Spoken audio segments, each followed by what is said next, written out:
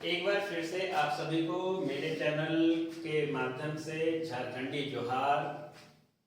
जैसा कि आप सबको पता होगा कि अक्टूबर का मंथ आज खत्म होने वाला है।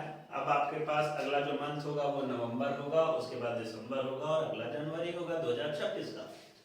फरवरी और नहीं तो मार्च के फर्स्ट वीक में आपका झारखंड में या बिहार में एग्जाम होने की पूरी संभावना है। तो उस हिसाब को देख उस टाइम ड्यूरेशन को देखा जाए तो आपके पास ज़्यादा टाइम बचा नहीं है।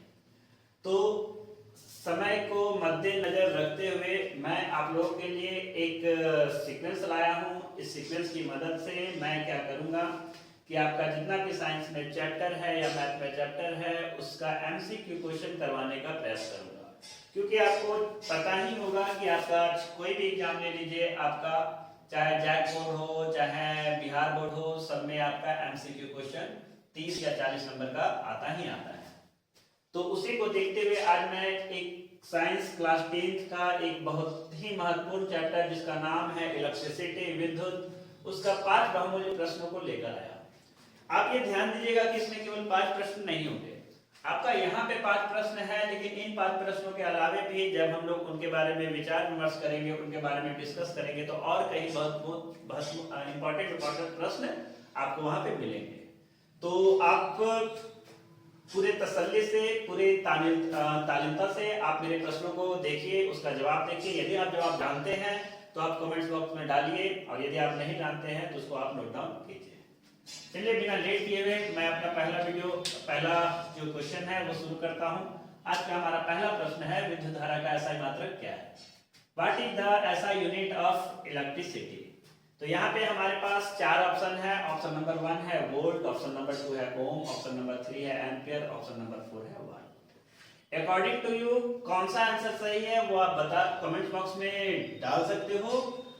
वैसे इसका सही जवाब जो है सो सही जवाब आपका एम्पियर है। विद्युत धारा को मापने के लिए जो एसआई मात्रक का यूज किया जाता है उस एसआई मात्रक का नाम है एम्पियर। अब यहाँ से देखिए क्या क्या एक्स्ट्रा क्वेश्चन बन सकता है। एम्पियर जो इसका नाम इसलिए पड़ा क्योंकि एक आंद्रे मेरी एम्पियर नाम के एक वैज्ञानिक थे जिन्होंने इसका खोज किया, तो उन्हीं के सम्मान में ये एम्पियर इसका नाम रखा गया। अब यहाँ पे वोल्ट है तो वोल्ट किसका एसआई मात्रक है? तो आपको पता होगा वोल्ट जो है सो विभवांतर का एसआई मात्रक है। ओम किसका एसआई मात्रक है? तो ओम जो है सो प्रतिरोध का एसआई मात्रक है। अब हर सवाल में मैं कोशिश करूंगा कि आपको भी प्रश्नों में इंगेज करूं ताकि आपका उंगली पे दबाव पड़े, आप कमेंट्स में जाओ और अपने आंसर को पुट करो। तो आपको ये बताना है कि वाट का एसआई मात्रक क्या होता है। ये एक रिक्वेस्ट है और रिक्वेस्ट के साथ वो आपके फायदे का चीज है कि आप जरूर से जरूर कमेंट बॉक्स में जाके बताइए यदि आप क्लास 10 के क्लास 9 के स्टूडेंट्स हो तो कि वाट का एसआई मात्रक क्या होता है और यदि आप जानते हो तो। दूसरा क्वेश्चन है वोल्टमीटर को परिपथ में कैसे जोड़ा जाता है? तो सबसे पहले तो हम ये आपको बताना चाहते हैं आंसर बताने के पहले कि वोल्टमीटर है क्या। तो मान लो कि वोल्टमीटर क्या है कि वोल्टमीटर एक तरह का यंत्र होता है। वोल्टमीटर एक तरह का यंत्र होता है जो किसी सर्किट में पारस्परम में हमेशा जोड़ा जाता है। और पारस्परम में क्यों जोड़ा जाता है? क्योंकि ये वोल्टमीटर जो है सो विभवांतर को मापता है, वोल्टेज को नापता है। तो वोल्टमीटर को परिपथ में कैसे जोड़ा जाता है? तो मैंने आंसर तो पहले ही बता दिया था कि वोल्टमीटर को कैसे जोड़ा जाता है, तो पैरेलल जोड़ा जाता है। श्रेणी क्रम में जोड़ा जाता है? नहीं। किसी भी प्रकार जोड़ा जाता है? नहीं। उल्टा जोड़ा जाता है? नहीं। अच्छा, आपको ये बताना है क्वेश्चन नंबर 2 से कौन सा सवाल आपके लिए है, आपके लिए जो टारगेट मैं छोड़ रहा हूं। और टारगेट छोड़ा जा रहा है तो आप अचीव करने का प्रयास कीजिएगा कि श्रेणी क्रम में कौन से यंत्र को, इलेक्ट्रिसिटी का कौन सा ऐसा यंत्र है जिसे श्रेणी क्रम में किसी सर्किट में जोड़ा जाता है। आपको कमेंट बॉक्स में इसका आंसर बताना है। क्वेश्चन नंबर 3 ओम के नियम का संबंध किस रिलेशन, ये जो आपके पास 4 ऑप्शन है उसमें से किसका संबंध जो है ओम का नियम से है? तो ओम का नियम जो है सो V समानुपाती I से है या V असमानुपाती I से है या I समानुपाती R है या V समानुपाती R का वर्ग है। तो ओम का नियम क्या करता है पता है? ओम का नियम ये करता है कि यदि किसी तार, किसी चालक का टेम्परेचर जो है सो कांस्टेंट रहे, यदि किसी चालक का टेम्परेचर कांस्टेंट रहे और यदि उससे यदि उसका वोल्टेज कुछ रहे और उस वोल्टेज में करंट पास हो रहा है, तो यदि उस सर्किट का, उस चालक का यदि वोल्टेज को बढ़ाओगे तो आपका करंट का वैल्यू बढ़ेगा और वोल्टेज को घटाओगे तो करंट का वैल्यू भी घटेगा। तो उस हिसाब से हमारा जो आंसर है वो आंसर होना चाहिए ऑप्शन नंबर ए। इसका मतलब ये है कि यदि किसी सर्किट का वोल्टेज को हम बढ़ाते हैं तो उस समय इलेक्ट्रिसिटी का भी वैल्यू बढ़ेगा और वोल्टेज को घटाते हैं तो इलेक्ट्रिसिटी का भी वैल्यू घटेगा। आज का हमारा चौथा प्रश्न है प्रतिरोध का एसआई मात्रक क्या है? What is the SI unit of resistance? प्रतिरोध क्या उसका एसआई मात्रक एम्पियर है, क्या उसका एसआई मात्रक वोल्ट है, क्या उसका एसआई मात्रक वाट है, या क्या उसका एसआई मात्रक ओम है? आपके हिसाब से कौन सा आंसर सही है? वैसे यदि जो मतलब इसको एरो तैरो टाइप का नहीं देख रहे होंगे, बहुत ध्यान से वीडियो देख रहे होंगे, उनको इनका आंसर पहले से ही पता होगा। हम यहाँ पे चुटकी बजाय आप वहां पे कमेंट सेक्शन में आंसर पुट कर सकते हो कि प्रतिरोध का एसआई मात्रक ओम होता है। क्या होता है? ओम। कहां से? तो यहाँ पे हम पहले ही बता चुके थे, प्रतिरोध का एसआई मात्रक ओम होता है। एम्पियर किसका एसआई मात्रक होता है? तो एम्पियर विद्युत धारा का एसआई मात्रक होता है। वोल्ट किसका एसआई मात्रक होता है?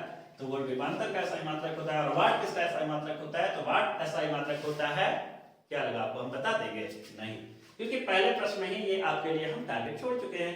तो ये भी आपका एक रहा, आप इसका जवाब बताओ या इसका जवाब बताओ कि वाट किसका एसआई मात्रक है, आपको कमेंट बॉक्स में बताना है।